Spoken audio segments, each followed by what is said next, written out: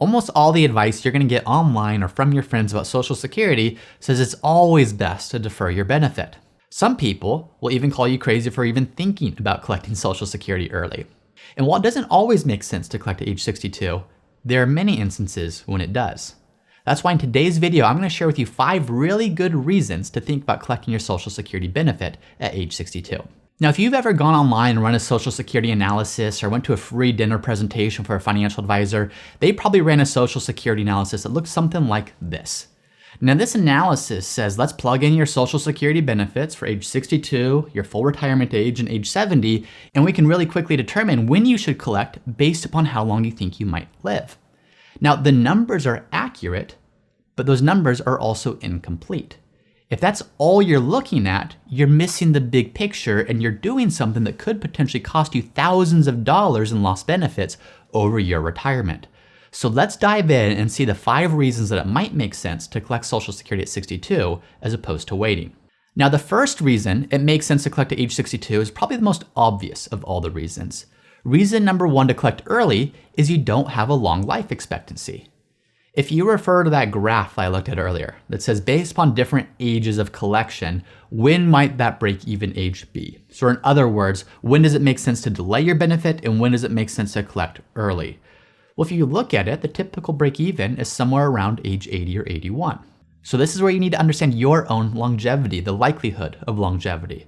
Obviously, life expectancy is something that none of us actually knows, but you can look at your health history, you can look at your family history, you can look at your current health condition and say, is it likely that I'm going to live beyond age 81 or not?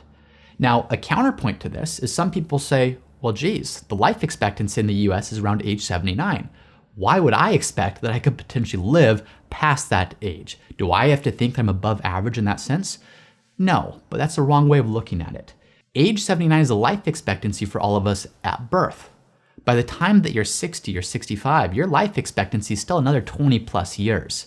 So if you have made it to age 60 and you're now starting to consider this question, it's no longer relevant to use age 79 as a life expectancy. That was your life expectancy at birth. So keep that in mind. But if you don't have a long life expectancy, then that's the most obvious reason to collect Social Security early.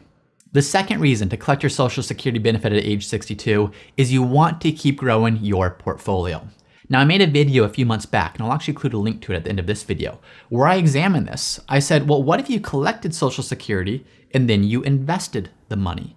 Now, what that does is it pushes your break-even age back past age 81 into your mid to late 80s or even further. Now, before you get upset at me by saying, who on earth would collect early and then invest it? This could look like one of 2 things.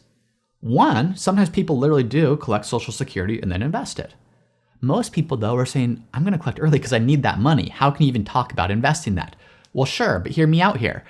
If you are collecting your benefit early, that means you're taking less from your portfolio to maintain the same standard of living. So by taking less from your portfolio, what those simplified Social Security analyses don't show is that now your portfolio can continue growing more.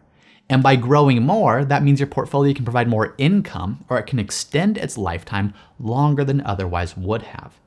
So you can't look at anything in a vacuum here. If you're going to delay Social Security, that very well could be the best decision for you. But if you're not working and you're delaying Social Security, keep in mind that's going to require you to draw down your portfolio assets. So what is the opportunity cost on what those assets could have grown to if you hadn't done so? So this is where I want to be very careful because there are absolutely no guarantees that the market's going to give you whatever growth you project by collecting Social Security early.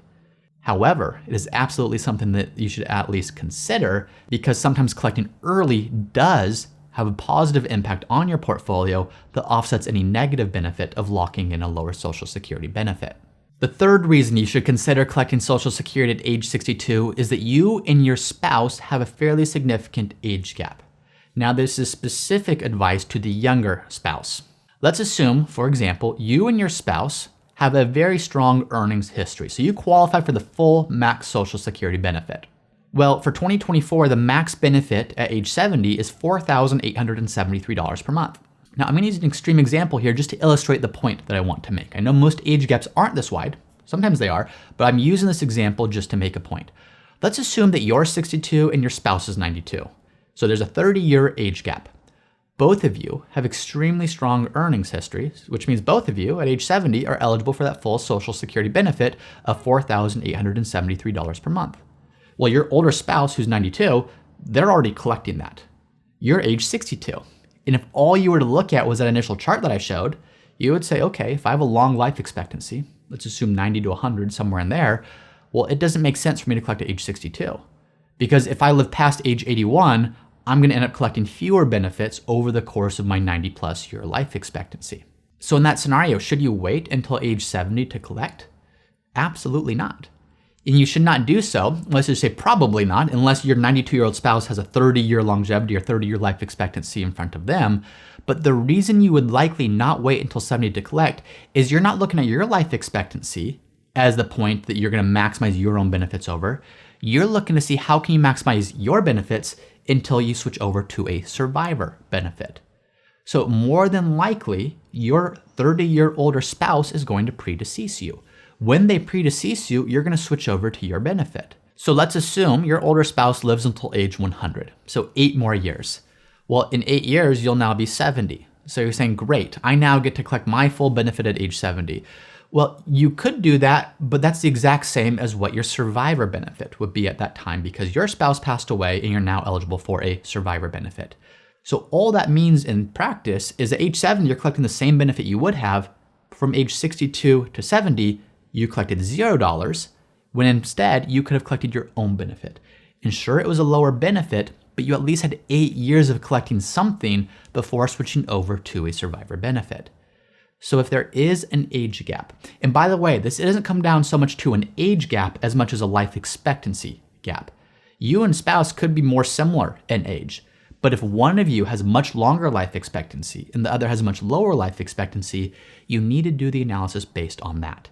And it doesn't always make sense for both of you to wait as long as possible if one of you is likely to predecease the other by a fairly significant margin. The fourth reason it might make sense to collect Social Security at age 62 is that it could potentially unlock a family benefit. So there's a couple ways in which this might make sense. If you have minor children that are still living at home and they're dependents, you may be eligible for a child's benefit. That child's benefit is only available to you up to a certain age. So if you wait too long to collect, well, those are benefits that you had to forego. Doesn't always make sense to collect early just for the child's benefit, but in some cases, it's a pretty compelling reason to do so. Another thing to consider is if you're looking at spousal benefits, someone can't collect a spousal benefit until the worker, so the individual whose benefit that spousal benefit is based upon, until that worker has collected their own benefit. Now, this is less likely here just because of how old you would be and how old your spouse might be here. But by collecting early, it's not just you collecting a benefit, it is unlocking the ability for your spouse, if it makes sense for them to do so, to also collect their benefit.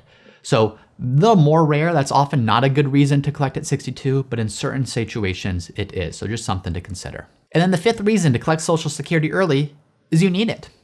So if the trade-off is you're looking at your financial situation saying, I really need this money, but I know it's better to delay the benefit. But the trade-off is you have to now go take out credit card debt, or you have to go do something else that's harmful to your situation. That's not a good trade-off. Sometimes it is better to take the benefit early, lock in a lower amount, instead of the alternative, which could be potentially more harmful. So this is where relying upon conventional wisdom of always do this or always do that, of collect early or collect late, doesn't always make sense for you. So you have to understand your situation. Also, consider this. You have the ability, depending on what age you are when you do this, to ultimately suspend your benefit. So you can collect early if you need it, and then after a period of time, again, this depends upon your age, you may be able to suspend your benefit, which then allows for your benefit to continue growing. So this can be a unique planning point for some people. If there's a temporary income need, or you know there's something coming in the future. That could be another job that's coming. This could be an inheritance that's coming. This could be a big project being unlocked that's going to give you more income. Whatever the case might be, it's not a set it and forget it strategy always. Sometimes you can collect early if you need it, and then have the ability to turn that benefit off or suspend that benefit, which allows it to keep growing again until you decide to collect again in the future. At the end of the day, your decision of when you should collect Social Security is a decision that could quite literally save you or lose you tens of thousands of dollars over the course of your retirement. That is why it is crucial for you to understand all the different variables involved with this decision, as opposed to just relying upon a rule of thumb or advice you hear on the internet or from someone at work. Now, I mentioned earlier that one of the shortfalls people have when it comes to a Social Security analysis is they don't include the opportunity cost that their portfolio is going to take when they delay their benefit to a later date. So I made this video right here, where I said, what's the common trap people fall into when they collect later? Which, by the way, could be a good idea in many cases. But what must people consider when they're making that decision, and what's the impact it could have on other variables of their plan, like their investments or taxes or other factors like that? So make sure you check out that video to get a complete picture of how your Social Security decision impacts your overall financial plan. Once again, I'm James Knoll, founder of Root Financial, and if you're interested in seeing how we help our clients at Root Financial get the most out of life with their money, be sure to visit us at www.rootfinancialpartners.com.